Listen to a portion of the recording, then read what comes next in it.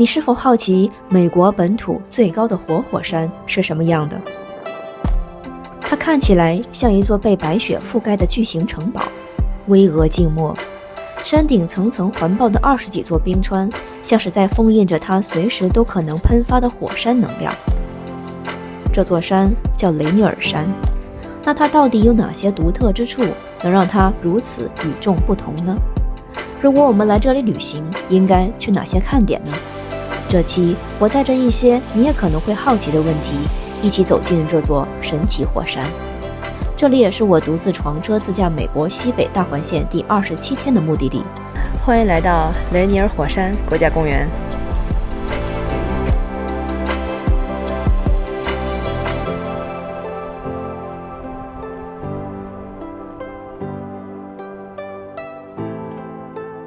雷尼尔山位于美国华盛顿州西雅图以南大约107英里的地方，开车大约2个半小时就能到。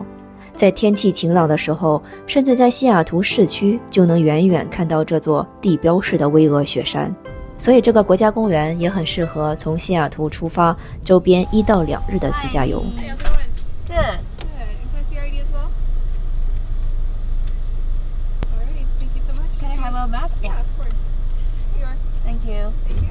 来雷尼尔山国家公园旅行，大多数游客都会前往它最热门的景区 Paradise。如果我们在最晴朗的7、8月前来，可以看到这里青绿的高山草甸，野花盛开，算是称得上它天堂这个名字。整个公园的玩法也非常简单，就是沿着它的主路行驶。那接下来让我们一起停留几处观景点，来近距离了解一下这座神秘的火山。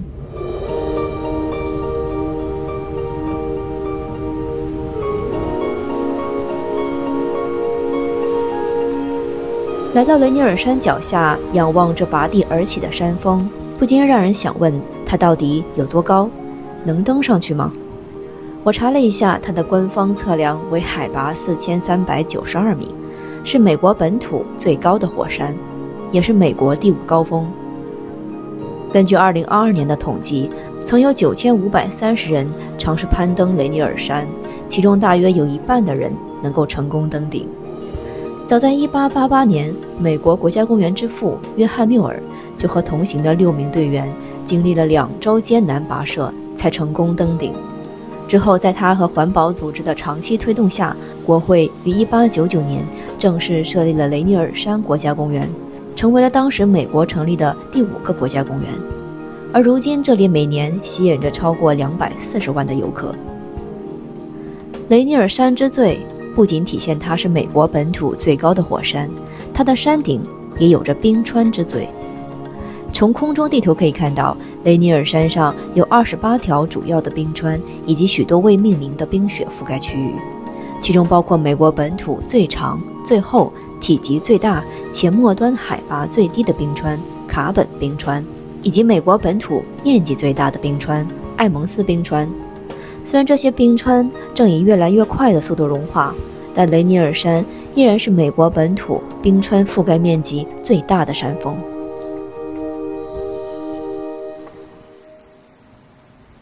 公园里除了从不同的角度仰望雷尼尔山峰，还有一处瀑布也值得前往 Narada Falls。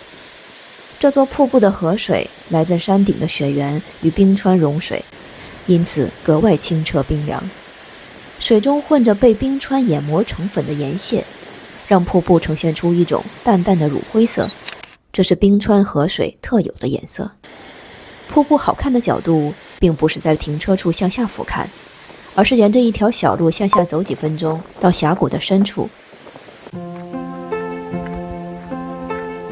随着水声越来越近，一阵阵凉意扑面而来，抬头只见整个51米高的瀑布从岩壁倾泻而下，水流如银链悬空，既柔顺又有力量地拍打在下方的岩石上。水雾弥漫间，阳光折射出一抹清晰的彩虹，仿佛在这青丝水帘的背后，藏着一个被光照亮的秘境。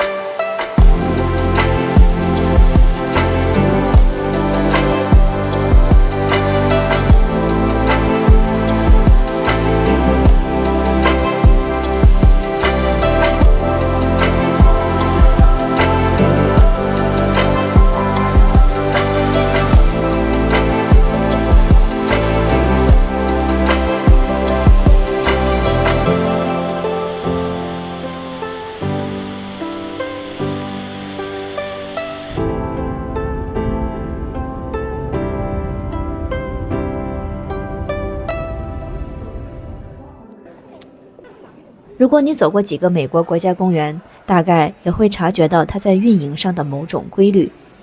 其中一个我常注意到的就是他们的国家公园访客中心总是建在风景很棒的地方。许多网上的打卡攻略几乎不会把访客中心当成重点，毕竟大多数人来这里只是来咨询、补给、购买纪念品或是开始徒步。但如果就算不徒步，这里的访客中心也是很值得停留，尤其是还能在这里了解到出发前未曾想到过的自然科普知识。Many came to love, mine, and farm. Others were drawn to the mountain itself. Many looked at wilderness as something. 比如我来到这里，我才知道原来雷尼尔山是一座非常年轻的火山。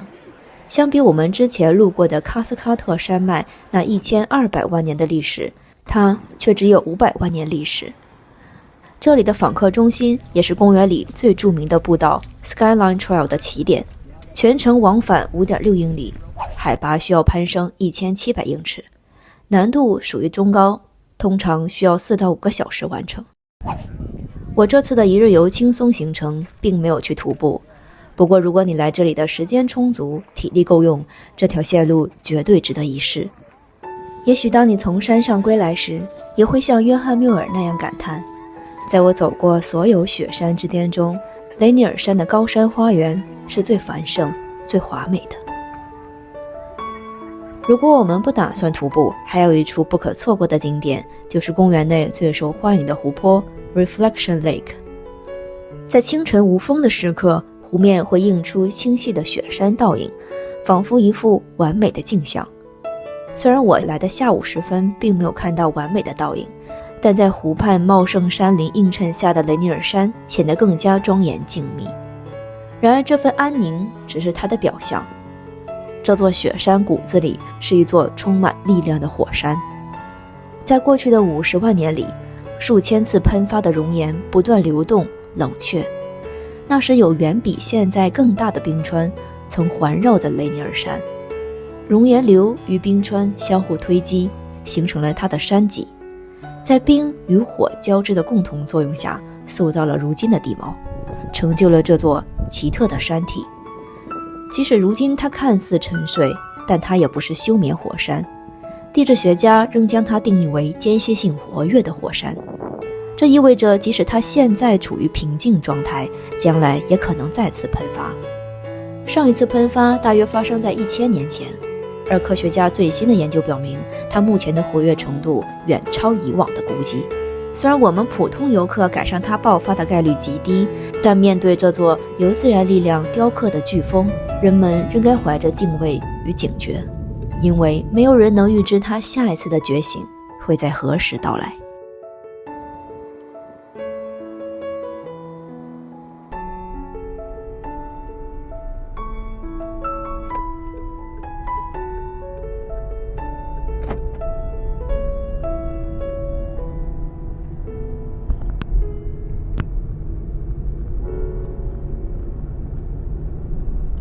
今天准备背对着这个雪山做一个晚饭吧。来了，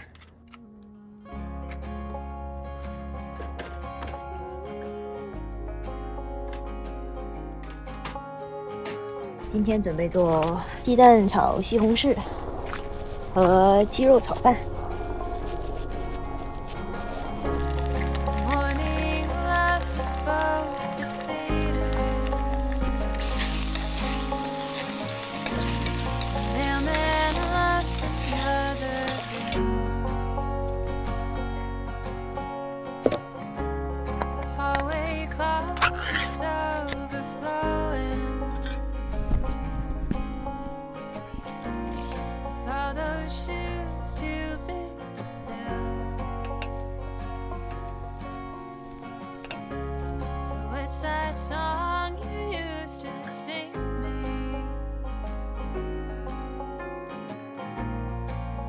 先填饱肚子，才有力气。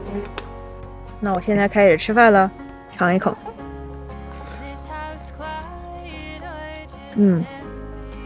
味道还行，有肉的，叫鸡肉嘛，鸡肉炒饭。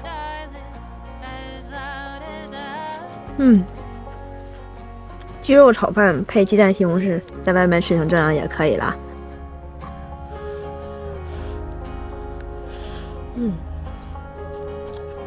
有点热，挺好吃。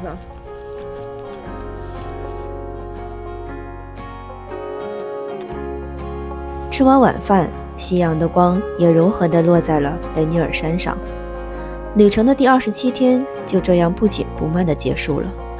之所以选择这样轻松一点的玩法，也是怕在疲劳期的自己因为精力不足而辜负了这里的美景。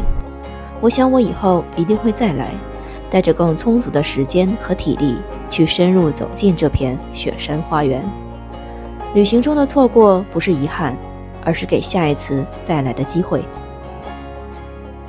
下期我将前往波特兰，听说那里有一座蓝苏园，可以做到让人1秒回国。